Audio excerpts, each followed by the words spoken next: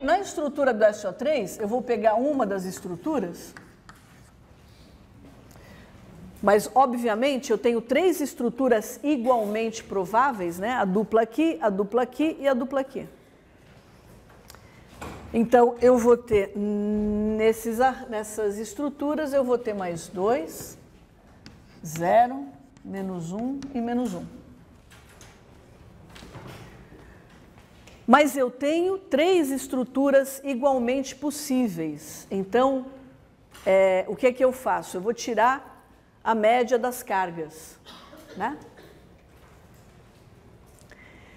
Então, em uma das estruturas aqui é 0, na outra estrutura aqui vai ser menos 1 e menos 1. Então, no híbrido, não é isso aqui, ó.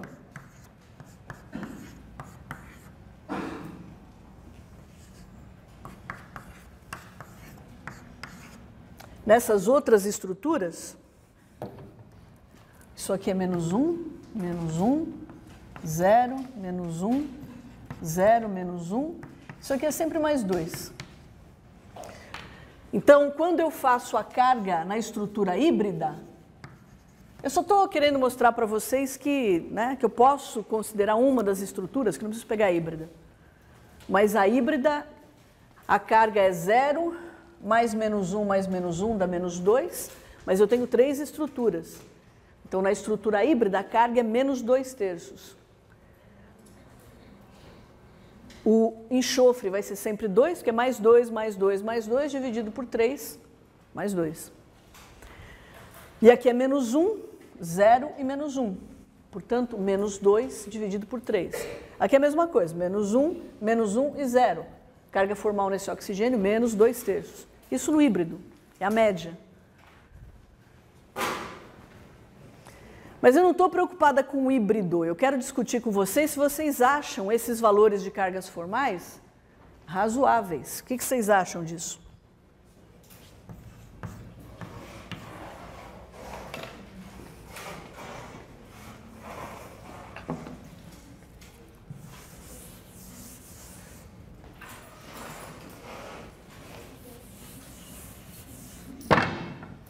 O que vocês acham dessas cargas formais? Vocês acham que pelas cargas formais, essas estruturas são as mais estáveis? Não. Por quê? Eu tenho, ok, a carga negativa está sobre o átomo mais eletronegativo, isso é perfeito. Mas eu tenho cargas, poxa, a molécula é neutra. Eu tenho separação de carga dentro da molécula. Um átomo tem uma carga formal mais 1 e o outro tem uma carga formal menos 1. Eu tenho como melhorar isso? Como vocês resolveriam esse problema? Oi?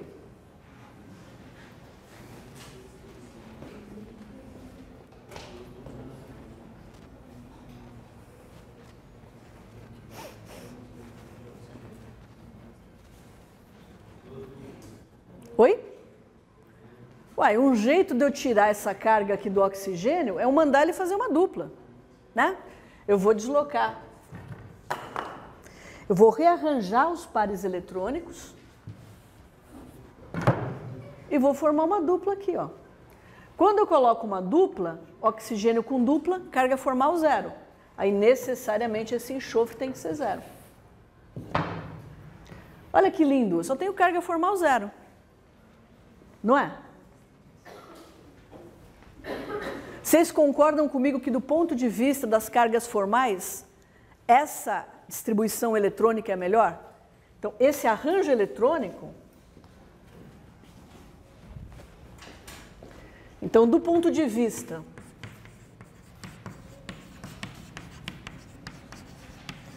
de cargas formais,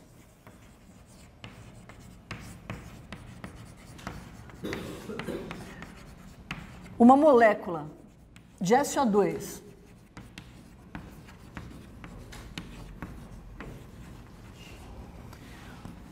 com duas ligações duplas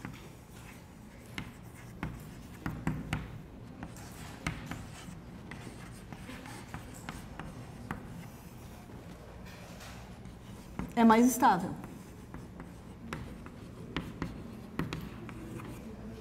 Concordam comigo? Porque as cargas formais são minimizadas. E para o SO3?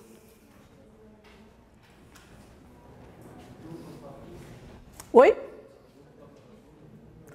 Dupla para todo mundo. Se eu rearranjo os pares eletrônicos e coloco uma dupla aqui,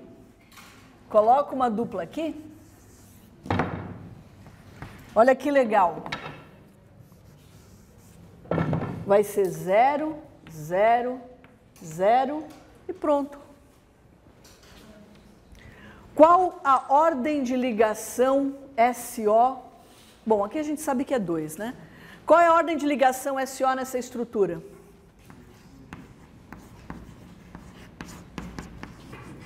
É 2. Só tenho ligação dupla. E qual é a ordem de ligação aqui?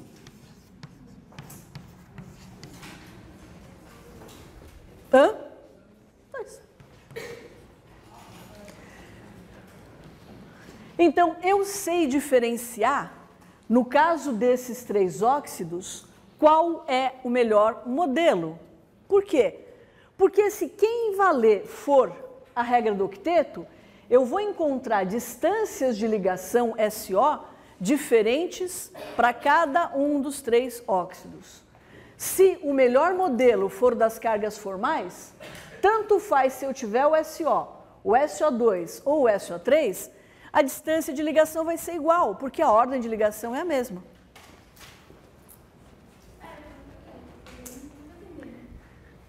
Não tem problema.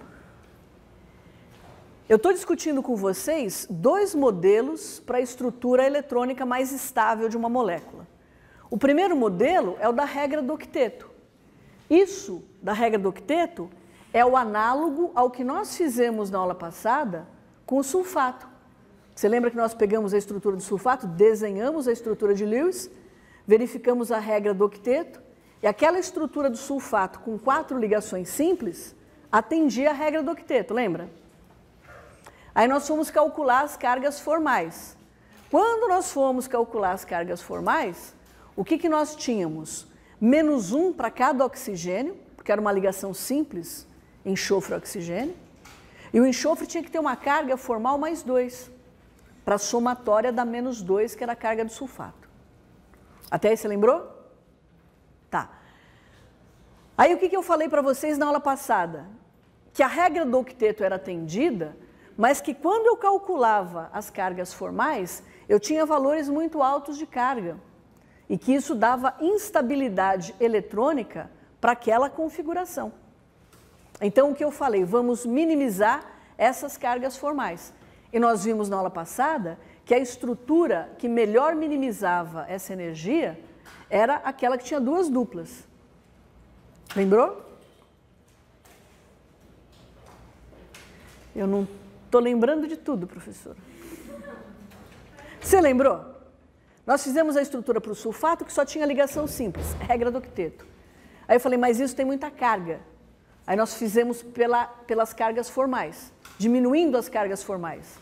Eu desenhei na lousa todas as estruturas e a que tinha as menores cargas formais era a estrutura eletrônica que tinha 2 ligações duplas e que também tinha o maior número de estruturas de ressonância, que eram 6.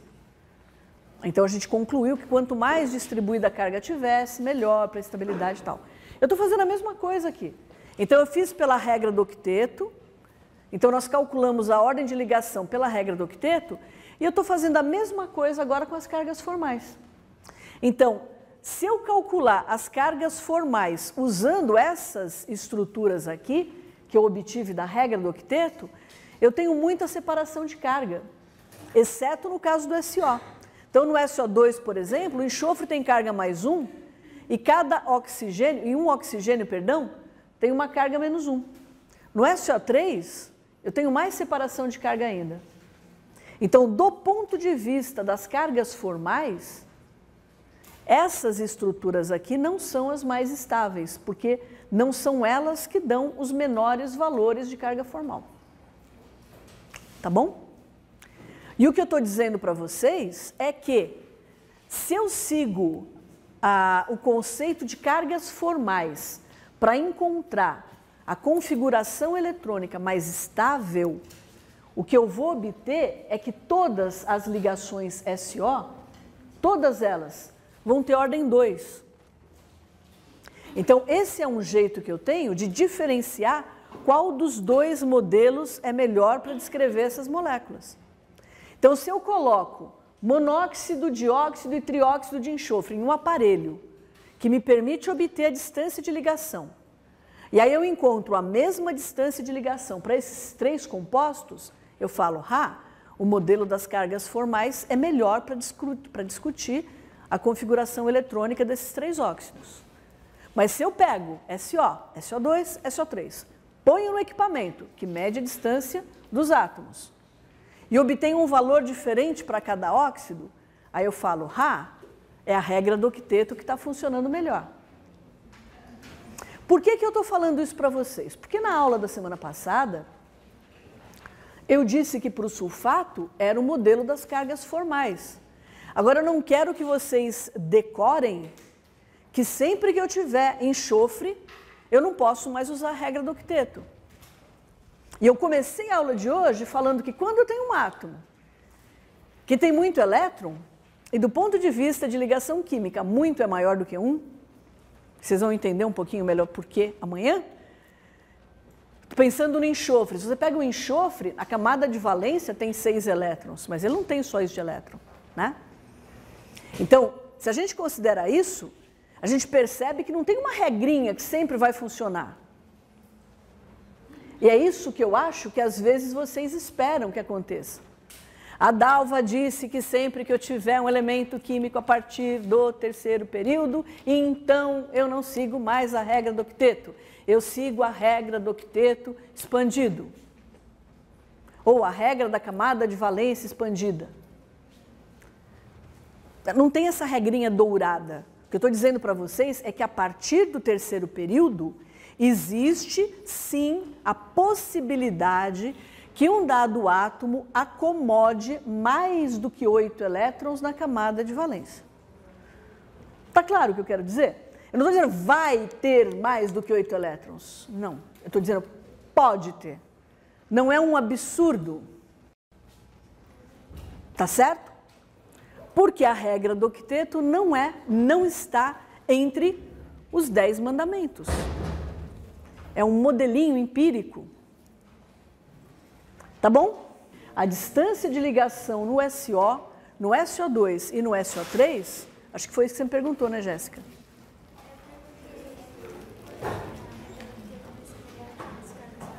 Não tem uma regra, Jéssica. Foi o que eu acabei de responder para ela, não tem uma regra, tá? Porque, infelizmente, a natureza não se comporta do jeito que a gente quer. Eu podia fazer como normalmente é feito no ensino médio. Eu podia falar assim para vocês, sempre que a partir do 3º período, eu não estou dizendo que seja feito assim no ensino médio, né? Eu estou dizendo que muitas vezes é feito assim para evitar que o aluno fique com alguma ambiguidade na cabeça, né? Então, sempre que você tiver um elemento químico, a partir do 3º período, a regra do octeto não é mais respeitada. Mas eu não posso falar isso, porque eu estou acabando de dar um exemplo para vocês onde isso não acontece. Então, o que a gente pode dizer é, com base nos dados experimentais, a gente vê qual dos 2 modelos se encaixa melhor no nosso problema. Ou então, dizer uma resposta, se alguém perguntar para você, numa resposta mais ampla, você pode dizer, olha, se eu for usar a regra da camada de valência expandida para o SO, SO2 e SO3, então a ordem de ligação e, portanto, a distância de ligação vai ser igual nessas 3 substâncias. Porém, se eu usar a regra do octeto, eu vejo que as distâncias têm que ser diferentes. Isso sem você ter os resultados experimentais. Então, esse é um dos aspectos dessa questão, desses modelos que a gente usa. Tá bom?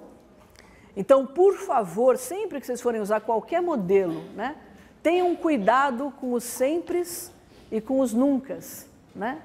Porque na aula da semana passada eu gastei um tempo apreciável dizendo para vocês que uma ligação covalente, ela pode ser ligação covalente pura, sim, caso eu tenha uma molécula diatômica homonuclear. Aí o par eletrônico é igualmente atraído pelos dois átomos. Fora disso, eu não tenho ligações covalentes puras, porque elas vão ser, os pares eletrônicos que participam da ligação vão ser mais atraídos por aqueles átomos que são mais eletronegativos. Tá certo? E a ligação iônica, a mesma coisa. A presença de uma carga influencia a nuvem eletrônica do íon, polariza a nuvem eletrônica. Então nós vimos o caso do iodeto de sódio. O iodeto é um íon muito grande.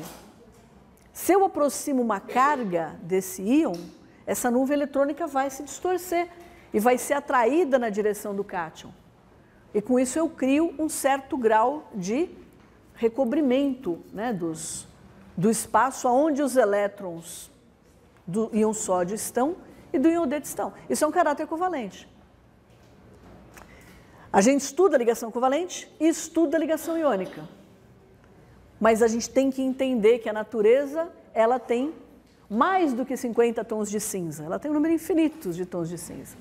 Um outro aspecto que é importante e que eu queria fechar, com o qual eu queria fechar esse conjunto de aulas, né? É a questão da reatividade que o Rafael... Estou ótima hoje. Que o Rafael perguntou. Qual é a relação entre força, na verdade, eu vou falar de um outro jeito, né? Qual é a relação entre essas cargas formais e reatividade? Então, tem uma explicação, assim, um primeiro insight bastante simples, né? Se você tiver uma espécie que é carente de elétrons e você tiver algum átomo em alguma molécula, em algum íon poliatômico que concentre muito carga, esse átomo vai ser atacado por essa espécie carente de elétrons, né? Uma espécie carente de elétrons é um agente o quê? Redutor ou oxidante? É. Então, se ele é carente de elétrons, ele vai pegar elétrons para ele. Então, ele vai se reduzir e vai oxidar o outro. Tá certo? Então, eu consigo ter alguns insights sobre reagentes que sejam eletrofílicos, que gostem de elétrons, né? Ou que sejam nucleofílicos, que vão interagir, né? Que tem um excesso de elétron, uma densidade eletrônica alta, que vão transferir isso para uma outra espécie química. Ou sobre reações de oxidação e redução. Então, se eu tiver uma descrição adequada das cargas formais, também esse aspecto eu consigo contemplar. Então, nós falamos de geometria, nós vimos que a geometria não tem nada a ver com a configuração eletrônica, mas eu preciso das estruturas de Lewis certas para poder chegar ou através da regra do octeto, ou através da camada de valência expandida, na melhor configuração eletrônica para uma dada molécula, usando esses modelinhos simplificados que a gente tem usado.